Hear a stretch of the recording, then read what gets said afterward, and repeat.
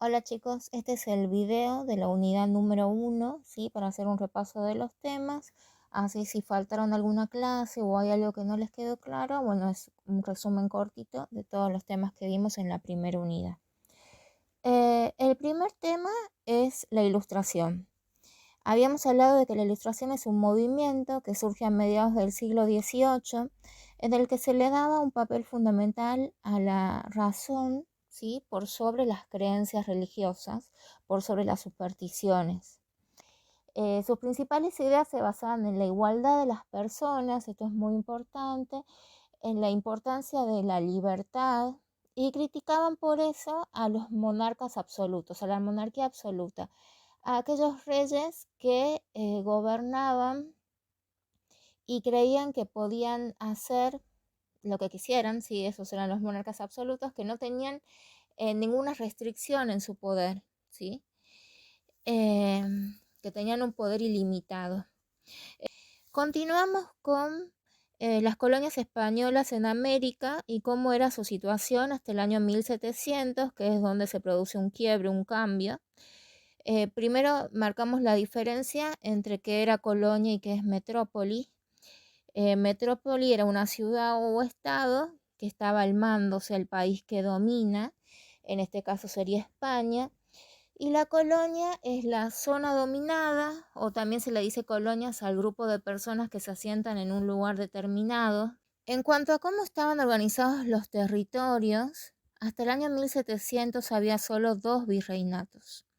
Estaba el virreinato de Nueva España, que ocupaba el actual territorio de México, y el del Perú, que incluía casi toda América del Sur. Habíamos hablado también que la sociedad colonial era una sociedad estamental. ¿Qué quiere decir estamental? Que el que nacía en un determinado estamento no podía ascender socialmente. En la cima de la pirámide estaban los españoles, ¿sí? Los que venían de España, nacidos en España.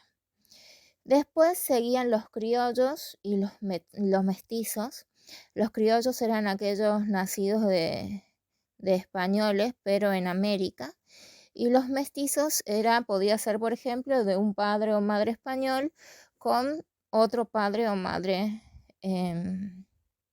aborigen. ¿Se entendió, no? Y después siguen los indios. Y por último, en la base de la pirámide estaban los negros, los mulatos, que era la mezcla entre un blanco y un negro. Y bueno, también estaban los zambos. En la diapositiva que sigue tenemos un retrato de Carlos II. Sí, no lo favorece mucho, pero bueno, todos son más o menos iguales. ¿Qué pasa con Carlos II? Lo dijimos un montón de veces. Carlos II se muere en el año 1700 y se muere sin hijos, o sea, sin un descendiente directo, ¿sí?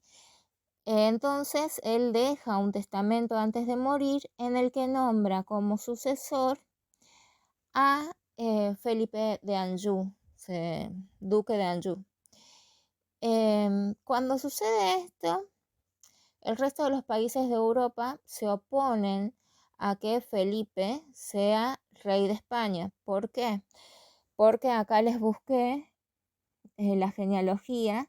¿Sí? Felipe era sobrino nieto de Carlos II, pero también era nieto de Luis XIV, que era el rey de Francia. Entonces lo que temían el resto de los países de Europa es que se haga una alianza entre Francia y España y que se vuelva una potencia muy importante. Eso es lo que ellos no querían. Esto finalmente termina, se produce una guerra de sucesión y termina con una serie de tratados de paz que se firman en Utrecht, en donde, bueno, entre otras cosas, Felipe renuncia a la corona de Francia y, bueno, recibe la corona de España, pero prometiendo o firmando que no iba a ser nunca rey de Francia, o sea, que no iba a ser nunca rey de ambas naciones. Es así como comienza, ¿sí?, lo que es la dinastía Borbón, porque al morir Carlos y elegir a Felipe, que pasa a ser Felipe V cuando es rey, Cambia de dinastía, pasa de la Habsburgo, que era Carlos II, a la familia Borbón, que es la de Felipe V. Felipe V era francés y lo que pasa con el ascenso de esta nueva dinastía al trono de España es que traen cambios en la forma de gobernar. Y entonces se emprenden un conjunto de reformas buscando hacer esta forma de administrar las colonias principalmente más eficiente. Lo que hacen es, por ejemplo, aumentar impuestos, aumentar los que ya estaban y crear nuevos para recaudar más.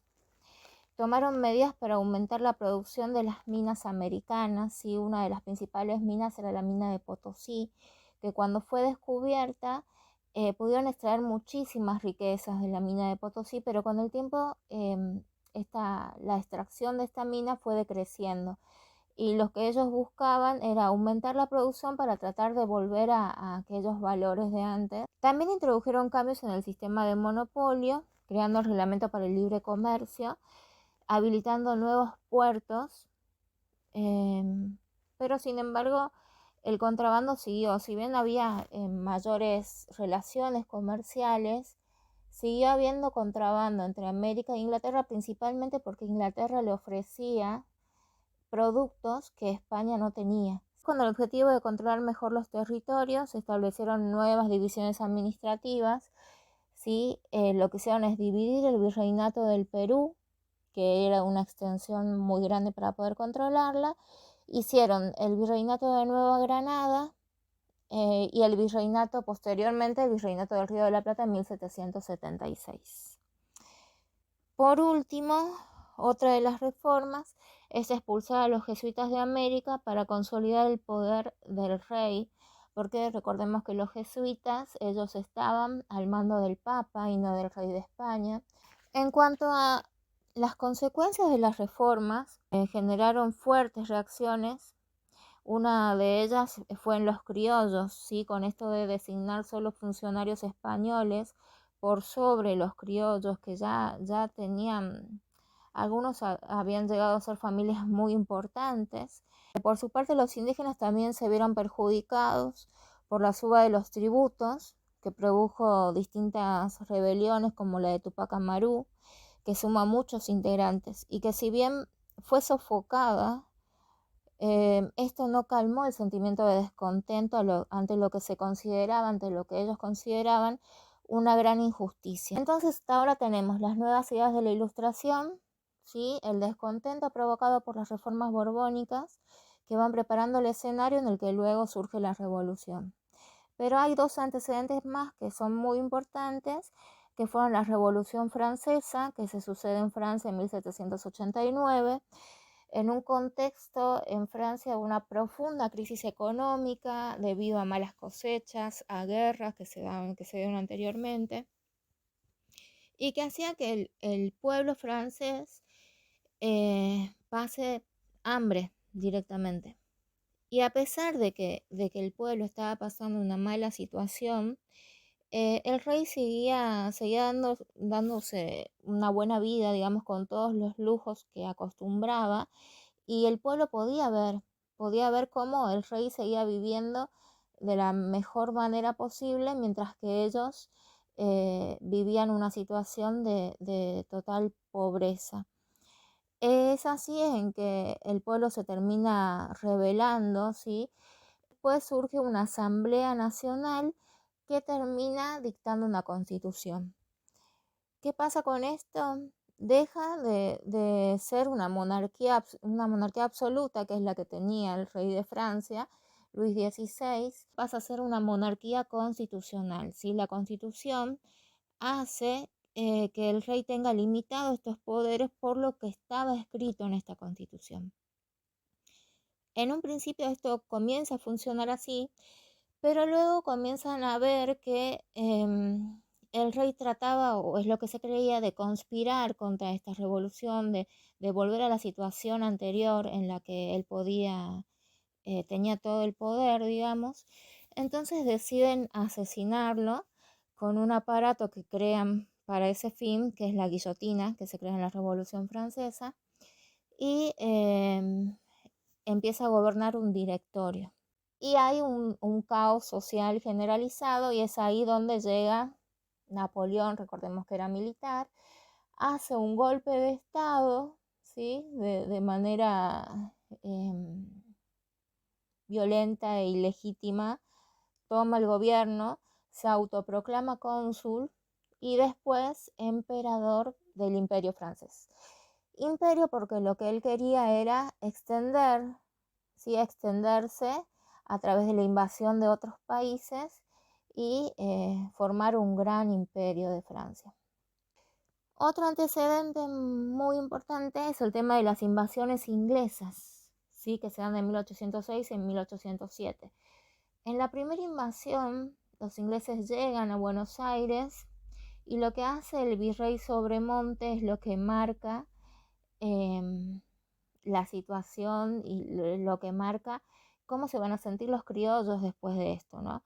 Recordemos que se habían preparado cuerpos militares para defender las ciudades, y lo que hace el virrey es agarrar a estos militares que estaban dispuestos para defender la ciudad y ponerlos para defenderlos a él y al tesoro que se debía enviar a España, ¿sí?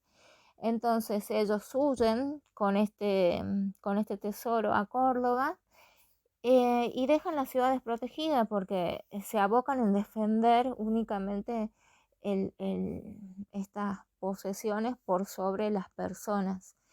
Y bueno, y es ahí donde se crean las milicias criollas, ¿sí? Con gente del pueblo que comienza a defender la ciudad y logra expulsar a los ingleses. Y esto es muy importante porque ellos ven no solo que pudieron organizarse y formar estas milicias, sino que fueron capaces de defenderse y de expulsar a los ingleses ellos mismos, que no necesitaron de la fuerza de la corona ni de nadie que los ayudara, y que incluso no había nadie que los ayudara, y que pudieron hacerlo ellos mismos. Ahí termina la unidad número 1 en cuanto a todos los antecedentes que van preparando lo que va a ser luego la revolución.